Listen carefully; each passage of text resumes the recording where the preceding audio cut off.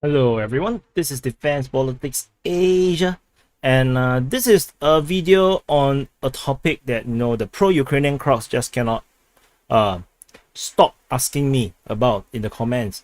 Because I have omitted this information about this this destruction of this pontoon bridge of the Russian, and that reportedly there is a lot of Russian vehicles that is destroyed. So this video is just to satisfy them. Because anyway, I'm just going to show you this. So this is what probably many of you have saw. So accordingly to this tweet, as per also many other tweets, Russia have lost 73 units of armored vehicles while trying to cross the river, which is the Savensky Donetsk River at the Luhansk region. So they say they tried twice in the same place, and twice it was demolished. Not sure where he get this information, but anyway, so maybe this is one. Maybe this is how he considered that. So he said this is a very stupid action of the Russians. So you see, wow, so many destroyed vehicles. Woo! Check this out. Whoa! Oh my god! Yeah, so you probably saw this, and so hope you're happy now.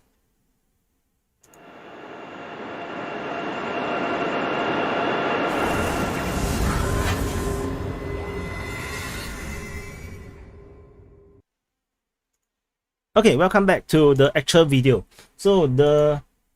So while this is undeniable, of course, we have photos, of this destruction, and there is destroyed pontoon bridges, and of course we have see some tanks are swimming now, and some looking really charred. But let's look at more information. So we have this video that was published yesterday night. For me, it's yesterday night, which is around 12 hours plus ago, I guess. And let's watch this video. I need to turn off the sound, so because I think there will be some copyright issue. So you can see this is the destruction, the place. Take note, there's people walking, the tanks is moving. This is very important because I'm going to talk to you about this. And you start to scan all the forest, and you can see some burning vehicles. The grass is totally charred. But look at the formation, the positions of all the armored vehicles, which was in the line along the road. You see a lot of charring of the ground. These are all the grass or the farmland that got burned out. There's some smoke, still some smoke around, and you can see some tracks that's going over the charred ground. So you can see these vehicles. There's one destroyed, and then the rest is moving, and you can see there's people on the tank, and there's soldiers walking around. So this is the full video. So and then I want to show you some of the other pro-Ukrainian crowds excitement about all these things. And this is the so-called accordingly the two pontoon bridges. I not sure if actually this is actually two, or is actually the one and the same, or something. And then take a look at this truck and this truck, and then let's go back to the video. So let's look for that.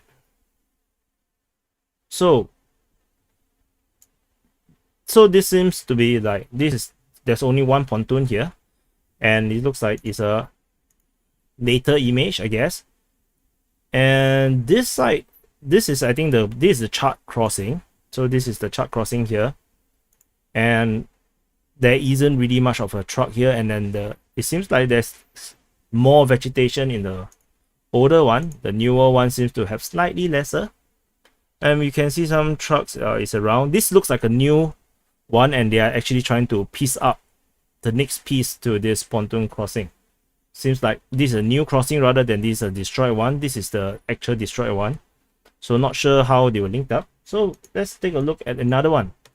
So they say that, well, destroy an abundant Russian vehicles and destroy pontoon bridge enemy, and I think this is actually before this, and can see the vehicles that is. Let's see actually if we can zoom in this about.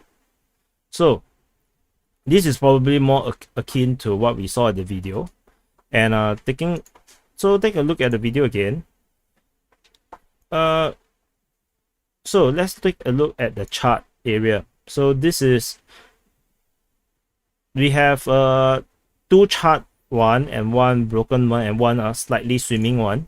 So you can see two chart one, then one broken one, slightly swimming one, and there's a tank here. And this tank, let's say you take a look at this video, does not exist here. It's not here, which means that this is not a destroyed tank. It's not. In fact, 1, 2, 3, 4, 5, these are all intact tanks. These are not destroyed tanks. And even though the Ukrainians have flattened this entire village here, there's some destroyed vehicles, as we can see, previously burnt, just like this. These are all intact tanks. So I just want to show you another one. Okay, there's the telegram. This is no. So you can see the location wise, this is correct, and that's why. So let's go back to the original one. So this is allegedly this is the bombardment of the second crossing, which is this one. This, let's move it together. The smoke here and this one seems like is it the same one? No, it's the different one. So this smoke here is here, and from the look of it, I don't think they hit the pontoon bridge. They might have missed it, or the grass is simply burning. This one is still here, and this one is all this sinking one swimming tanks is actually from the previous one. So let's look for a previous one. There's one here. So this is the one. There's another one here which is not sure if it's there. Let's see again. It's beside the tank. We cannot see it here actually. It's very not so clear. Oh, it's here. Sorry. Sorry, it's a different angle. I got a bit confused. Below, so not so clear. We can't really tell that.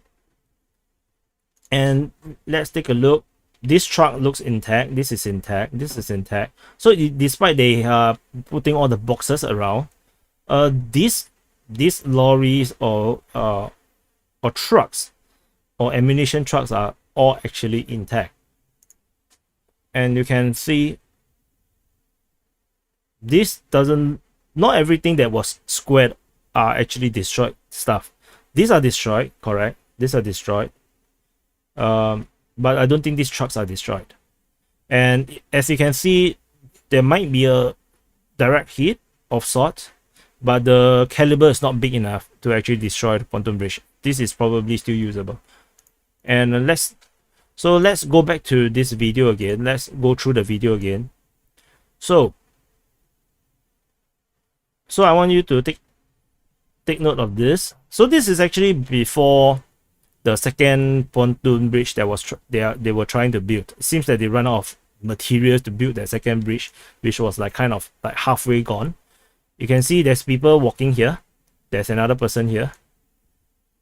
So let me show you. You can see the person walking is walking towards the tank, and this tank seems to be going backwards to drag this tank, and there's further soldiers around this area. So you can see, oh, that's not a soldier, that's a burnt tree. So the tank has now joined up. He's probably trying to drag the tank. And looking at the destroyed bridge, nothing much. So we go slowly and take a look at the rest of the video. So there is destroyed vehicles. However, take note of all these positions of all these armored vehicles. I can be quite sure that these are all intact. All these vehicles are actually working vehicles, and they are all along the road. This how you tactically park along a road while you are waiting. and they are all spread out slightly so that they will not be destroyed in a single artillery strike. And there's another tank here. There's another tank here. And take a look at the charred ground, and these are all new tracks. They have just rode over the charred ground. Same here. And this is the tank just now I have pointed to you, seemingly, or this could be a different tank. So they have this somewhat kind of all-around defense around this charred area. So this part is totally burnt. So when you look at the fire map, a lot of the fires is actually this kind of fire, this kind of forest fire, or vegetation burning. Is actually not real indication of how heavy a fighting is, which is why I stopped using fire maps for very important analysis. It's mainly just to try to keep track of things. So there is this smoke here, not sure what is it about. Maybe a new artillery strike of sort. And so same thing, this is the same place. You can see all these armored vehicles are going across. These are all not destroyed. They are all facing the other side. They are protecting the bridgehead. The bridgehead is probably further below. I don't think this is water. I don't think that's the river. Take a look again. Yeah, those are not river. I think those are just grounds. And you can see this is the only one that is smoking. That was hit. That had a direct hit. Might be hit by a TB2, a Bayraktar TB2, which is possible. Because if it's an artillery strike, we are probably going to see more artillery strikes. Not this chill. I don't think the tanks will be this chill. And you can see the soldiers are walking around, and you can see these tanks and this armored vehicle seems totally intact. It was not hit, and they are just simply moving around. They are securing this bridgehead.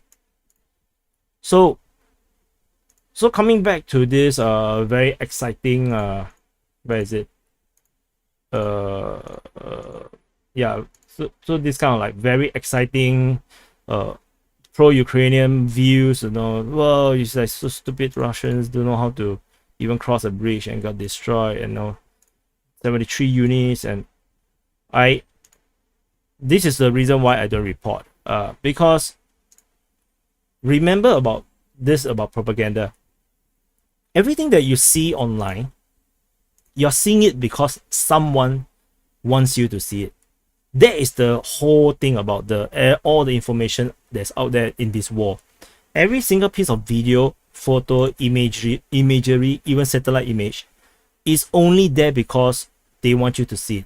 Similarly, I chose not to report on this pontoon crossing because it's not relevant. It's just not relevant to me at all. Not to the strategic map that we are trying to cover, because it doesn't matter if you have destroyed 2,000 tanks here. If you destroy 2,000 tanks here and Russia captures Bilohorivka, I will still put a flag, a pink flag or red flag here, and Russia forces have captured Bilohorivka. It does not matter how many tanks and soldiers were killed here. And you will say, but 73 tanks and or units or armored vehicles have got destroyed, such a big thing. And it's like a heaviest, killing of Russian or losses, whatever. If it is that significant, then it will affect the entire operation of this entire theater. Then we will start to see Russian forces losing positions to the Ukrainians in a counter-offensive, and they start to lose towns and positions, and that's what I will be reporting. And the impact of this destruction will impact other fronts if it's true. But if it's not, and the Russian forces continue to move forward in all lines, then what is this? This is nothing. This is not important at all. This has no bearing on the actual war. Despite, yes, it might seem like a huge military success to actually destroy maybe 50 to 70 vehicles, but even that counting is suspicious. I don't think that's the correct count. And let's say if it's correct, but it does not stop the Russian advance, then it's pointless, isn't it? So So let's put things into perspective. So let's go to the Telegram. Let's look at how many how much kills that the Ukrainians claim. So let's look for the kill numbers. So accordingly to the Defense Ministry of Ukraine. So if you are pro-Ukraine and you're still watching this and not triggered enough to quit the video, Ukraine have claimed they have destroyed over 1,000, almost 1,200 tanks and 2,800 armored vehicles. So we are talking about armored count of 4,000 units. If this is accurate, and if you believe the MOD Ukraine 100%, so they do not lie at all, they have destroyed 4,000 units, 4,000 armored units of the Russian, and you're telling me 73 destructions. This 73 is going to be wow, so huge. No, it's not. This is war. This is nothing. If you're talking about out of 4,000, this is only 73. I think you need some kind of a bearing into what is the scale of the war. This is nothing. This is the reason why I don't care, because this is not important. In terms of the strategic picture, the number of pontoon bridge that was destroyed is countless. And I don't even report on the Russian striking of the pontoon bridges. They have struck like numerous pontoon bridges all over the front line. I think there's a few around here that the Russians have destroyed, and there's a few around here that the Russians have destroyed, and I don't even really care about reporting those. And this is not even accounting for the kind of strikes that the Russians have been reporting. For example, today they have reported 153 areas of concentration of manpower and military vehicle equipment that has been hit. 153.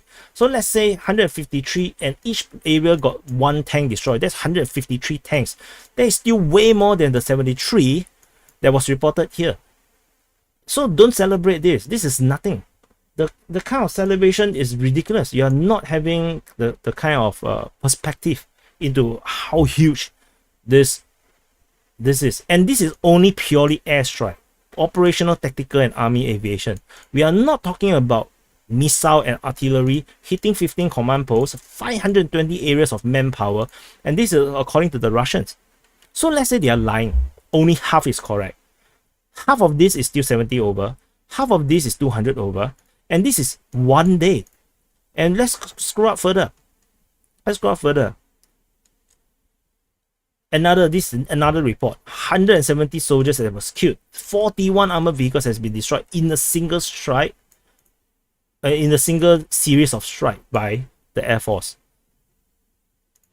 And this is only at one point around near Soledad. And they haven't even talked about the other places where they hit another 45 areas. And then the artillery hit another 14 and 7 and 358 areas. So this is across the entire front line. So you still want to celebrate? What's there to celebrate about? There's nothing to celebrate. You are being brainwashed by Ukrainian propaganda. That's why there's so many images of this, so many UAV shots, satellite images, videos, because this is the only thing they can talk about. What is the other victories that the Ukrainians can actually show it off? Let's say look at the Russian numbers. 3,000 tanks and armored vehicles that was destroyed. So this is the kind of numbers, and you don't believe it. Let's say it's only half. 1,500. What is 73 out of 1,500? So let's put things into perspective. The reason why I don't report is because it's really not important in terms of the strategic picture of this entire war. This is a huge country. This war is the biggest war since World War II, as far as I understand. And this is not just a war between third-rated armies like Iran and versus Iraq. This is a first-grade military in Russia against a nearly first-grade military in Ukraine. Because the Ukrainian military is among one of the largest military in Europe, and has been trained by NATO and Western forces over the past at least 6 years. So let's not underrate the Ukrainians. But if you talk about a country this size versus a country this size, I mean, it's obvious who will win eventually. But of course, maybe the Ukrainians will be able to hit Russian hard enough so that the Russians are unable to continue the war because of unhappiness at home, like what happened in the Vietnam War for the United States against the North Vietnamese. But would it be that case? I'm not sure. The Russians are not fighting in the same way how the Americans are fighting. And the situation in the Vietnam War is different from this Ukrainian war. It's just different. So in terms of the Americans, they are fighting an unlimited war. This is a limited war. Every territory that a Russian capture, they control. Like for sure, they control for good. It's not the same as the Americans. They use the helicopters, just land somewhere and then they attack, kill as many people as they can. But they don't hold the ground. They don't groom the population in the places that they capture into becoming their ally. They don't show that they are the good people. The Russians do. Every military unit that's fighting is backed by welfare units that's coming from behind, resupplying humanitarian aids, and it's a really professional operation. So coming back to this pontoon bridge, this is merely one of the many fightings that's happening all around the entire front. So this is my story. This is my opinion about what is happening there, and about this versus the rest of the theater. So I hope you're happy that I'm now reporting on this, and I hope that I didn't burst your bubble too much. I really did not want to report on this, but since you guys can't stop commenting since yesterday about, oh, why are you not reporting about this? No, wow, like as if I'm trying to protect the Russians. No, I'm trying to protect you guys, the pro-Ukrainian crowd. This is propaganda. This is not reality. That few military units that got destroyed is not going to stop this entire advance around here. So this is Defense Politics Asia. I hope you hate this video, and for those that are not pro-Ukrainian, I'm sure you love the breakdown about all the realities. And I'll see you in the next update.